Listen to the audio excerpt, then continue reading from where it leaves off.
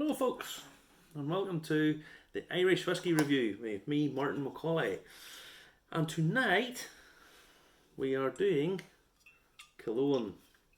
Now, this is the first expression of the bonded experimental series. Small batches, 348 bottles of this. Retails for about £80. Hang on. As soon as you say the price for a half bottle or for a 50cl bottle, people will go, what? More on this in a little minute. This is not their own spirit. Their own spirit will be a few years yet.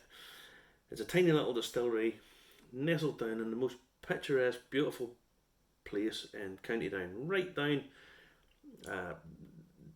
almost on the border between Northern Ireland and the Republic, and it's the malt master at it is a man called Brendan Curry. So he's kind of the heart and soul of the place, if I'm honest. I think it's pretty much mostly his brainchild. Nice guy he is, very, very passionate, very passionate. If you ever hear him going, when he gets going, he can be boisterous, to say the least. So this is a series of cask finishes that he has put together. To the base spirit is pretty much the same. This is another thing. We'll get to that a little later, probably in another review a little bit further down the line.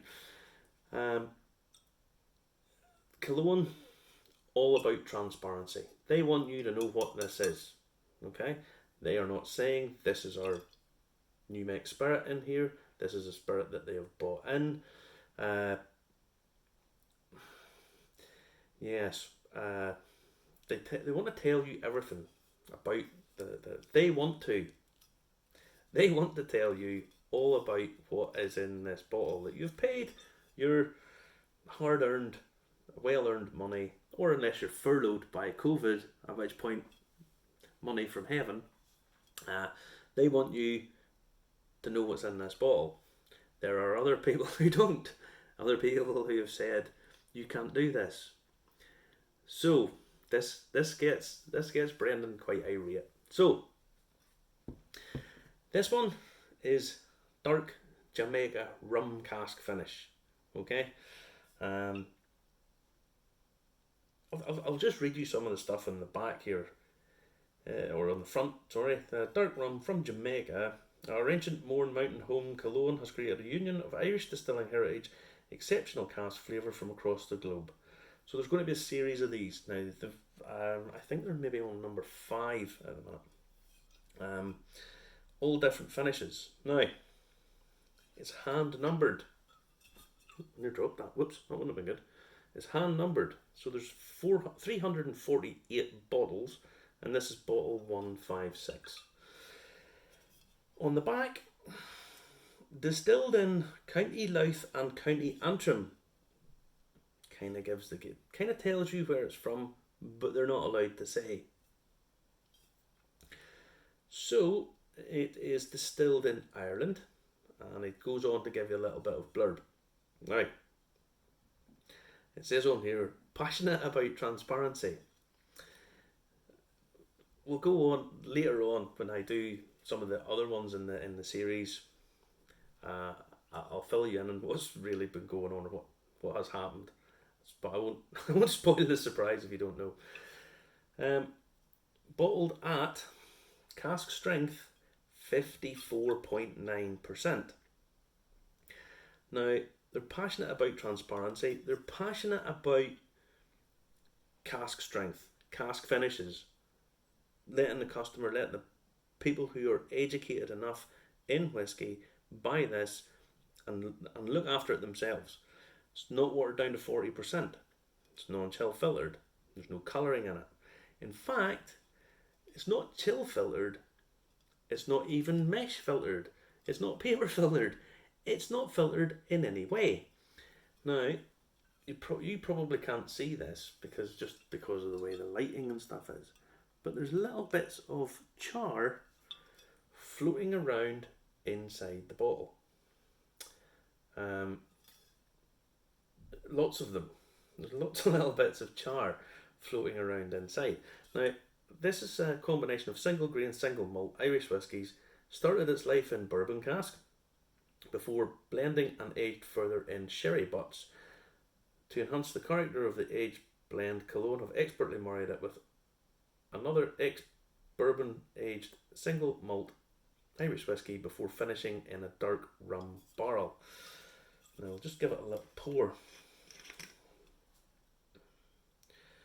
Now, so not too much, not real wild. Now when it's bottled at such a high ABV, the reason that these are very popular is people want the option of doing things themselves.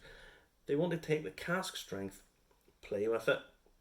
What's it like? What's it doing? Add some water to it, play with it. Lots of people just like drinking on the cask strength.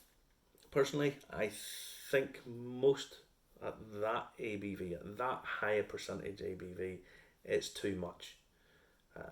It's almost like, you know, those people who eat really hot chilies, really just to prove I can eat the Carolina Reaper chili.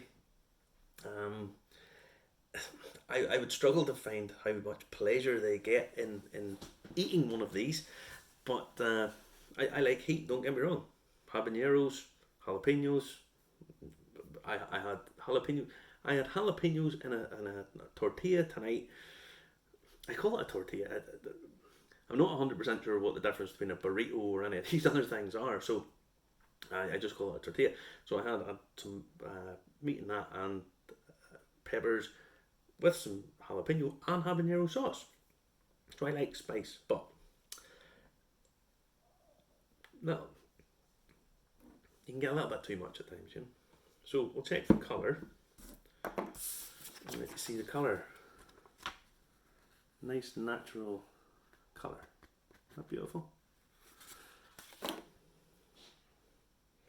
Now, I did my maths. We went old Carl Vorderman. I did my maths tonight. If it's 54.9%, now I always like to see what it would be, what it would take to take that down to the legal requirement, the 40%. Not necessarily for me to do this, but just to give myself an idea, reference point. Cask strength whiskies, you get them at 48, you get them at 52, you get them at over 60%.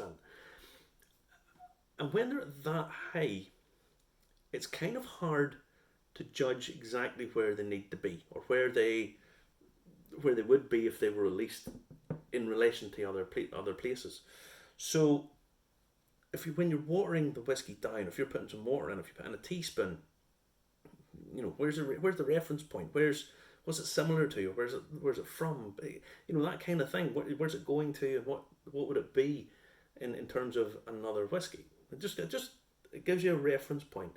It's all right saying these things are 50-60%, but I've had plenty of whiskies at 40% that need water. I've had other whiskies at 50%, 50% plus that probably don't need as much. So where's the reference point? So it's just a handy little guide. In order to get a 35ml measure of this down to 40%, you would need to add 2.5 teaspoons of water, which seems a lot for normal whiskey drinkers, or sorry, for whiskey drinkers who are drinking these kind of cask strength versions. But it gives you a reference point. It makes it relatable as to where it needs to be or where it is. Now, on the nose, very sharp, very alcoholic, very, very alcoholic. There's a big sweetness coming through. Quite treacly, quite molasses. That's, you know, the rum cask finish. Still getting some of the hints of the bourbon. Yeah, straight away you're thinking it's peppery, it's cinnamon, it's very spicy, and it's right there. It's just a little bit. It's on the nose. You're not getting everything that you would want from this cask strength, but it is. It's got a very sweet cinnamon, fiery. There's a pepper, like a fresh ground pepper punchiness to it. We'll do a little bit on the palate.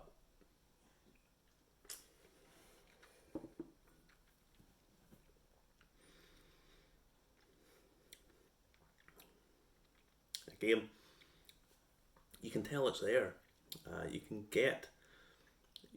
You're getting that sweetness.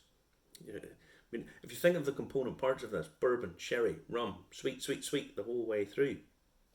But it's not sickeningly sweet.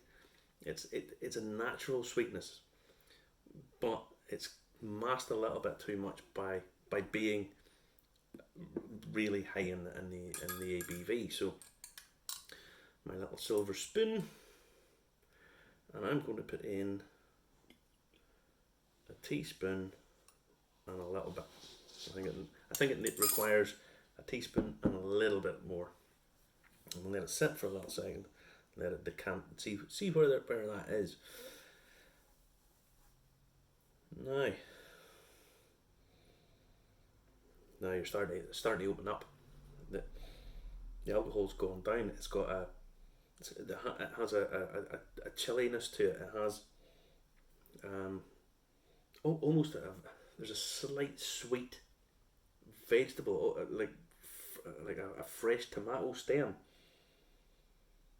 Again, but it's sweetness, and it's a quality sweetness. It's really, yeah.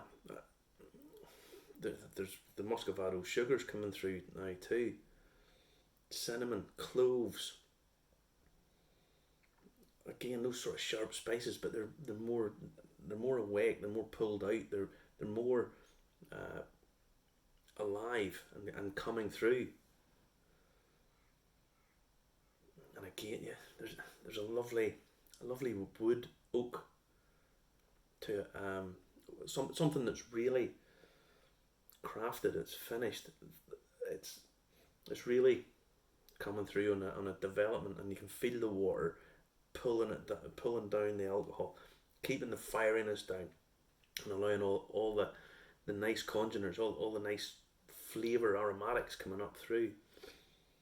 You shouldn't be drinking this at 54.9 because you're not really doing it justice. You need to put in some water. Now go on the taste.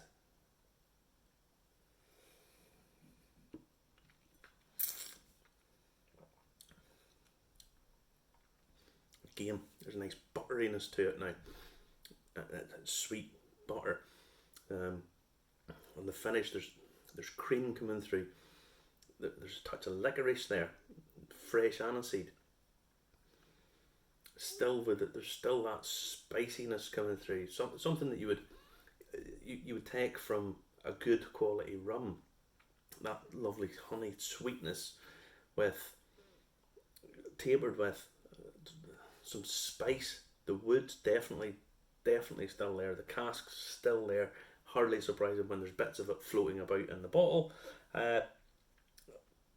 I've had this for a period of time, and it's been opened.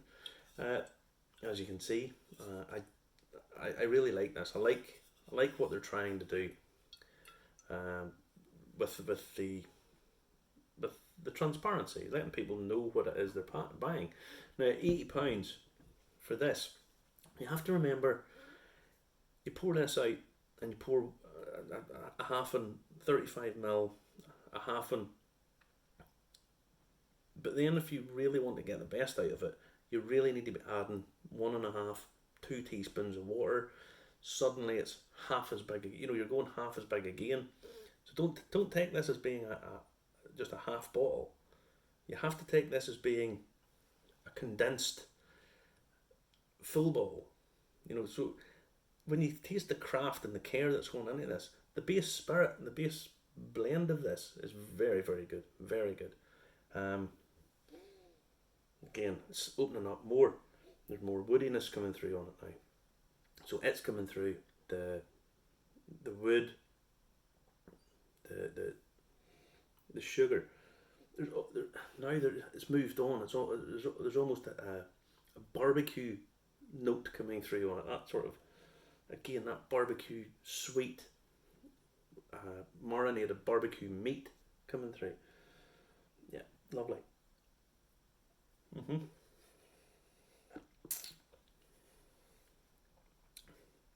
Yeah.